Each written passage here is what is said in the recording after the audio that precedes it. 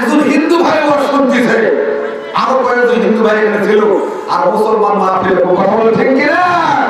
আল্লাহ রাব্বুল আলামিন জানেন এই হিন্দু ভাই মনের মধ্যে কি আশা আছে, সে তো আমাদের জাতি ভাই হতে পারে অন্য ধর্মের একজন মানুষ। আল্লাহ তাআলা মেহেরবানি করে হিন্দু ভাইয়ের জিন্দেগির গুনাহগুলো মাফ করো, আল্লাহ ভাই কাল অন্তর্ভুক্ত করো, আল্লাহ তাআলা ভাইয়ের নেক মাকসুদকে পূরণ করো। আল্লাহ আল্লাহ কালেমা শুনে পান করে আমাদের সঙ্গে আল্লাহ আপনি জান্নাতে প্রবেশ করে বলুন আলহামদুলিল্লাহ। আমার ভাইরা সামনের দিকে যাব, আমি যে আলোচনা করেছি আপনারা এক কথায় কোরআন দ্বারা যখন আপনি করবেন, কোরআন আপনার আপনার যখন থাকবে, পৃথিবীর কোন শক্তি আপনাকে আর প্রভাবিত করতে পারবে না। বলুন আলহামদুলিল্লাহ। কারণ এই যে মালাকুল মউত, মালাকুল মউত যখন আপনাকে আমাকে ধরবে, একটু খেয়াল করেন।